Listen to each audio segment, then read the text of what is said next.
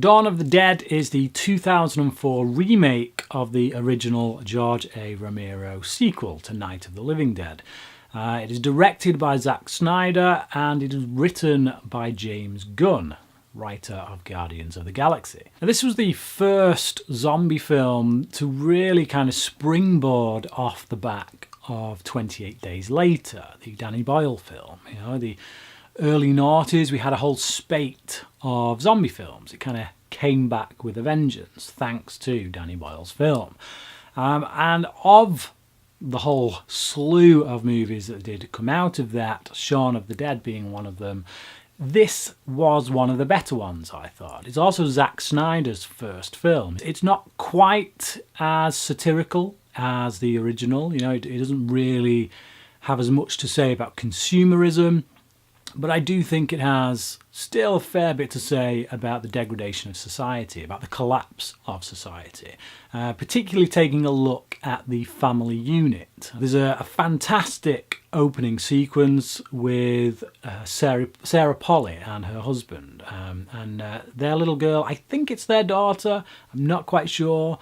There's a little moment with this other girl in the street, and I can't tell if that's the same girl or what, but either way, their daughter, or this girl who they're particularly very close to, attacks them, kills the father, and it's quite a brutal moment. I remember it being really tense when I first saw it in cinemas, and it's been a long time since I've seen it until I watched it for this review, and the scene is, you know, it still holds up. It's still a very tense sequence. Seeing this little girl turn into this monster who essentially kills the dad, that's quite, yeah, it's quite a gnarly sequence. And being a father myself, I can't think of anything more horrific than the thing that is most precious to you in the world suddenly turning on you, suddenly becoming your worst enemy, your worst nightmare. And again, as I say, that family dynamic, that family element is played upon later on in the film when we have this character played by Mekhi, Phifer, and his wife is pregnant, and she has the baby, but she's been bitten. So by the time she has the baby, she is a zombie, and he's had to strap her down to this bed. But when the baby comes, when it arrives, obviously it's not quite human. Now this scene, when I first saw it, when I originally saw it way back when it came out, I thought it was a little bit silly, to be honest, if I'm being perfectly honest. But this time around, again, this I find this a lot with movies. You know, that there's how I watched movies pre-fatherhood and how I watched them, you know, after becoming a father. And this scene resonated with me a lot more because I bought into Phifer's character and his motivations, his reasons a lot more. This desire, this drive to make sure that this child is born, even though in every possibility it's not going to be quite right, you know. So I kind of bought those motivations a bit more, and I sympathised with him a lot more. I think Snyder does a really great job here with a budget that is much smaller than we're used to seeing him handle. Obviously, he's gone on to make huge, whopping blockbuster movies. And so here it's a little bit tighter. He has to rein things in a little bit, but he's still got that style there. You know, there's still a lot of shots that you recognise as Snyder's. I like the performances mostly across the board. Sarah Polley is a particular standout, although she's one of those people who hasn't really gone on to have the career that I think she should have had. You know, I think she should be more of a household name, and she's not. And she has directed couple of films herself, so she's clearly a talented filmmaker within her own right. But yeah, she does a great job here.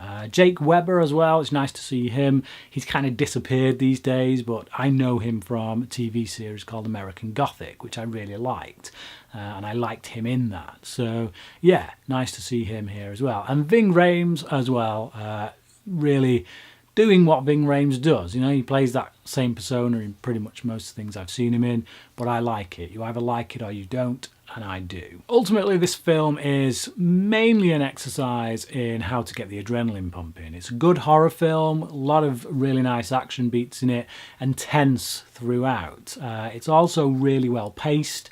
It comes in at 95 minutes and it never feels like it's overstayed its welcome. Some really gnarly scenes in it as well, so if you're a gore hound, particularly towards the end, when there's some scenes involving a chainsaw, yeah, that made me wince, I've got to say. Those scenes really made me wince. But yeah, I like this film.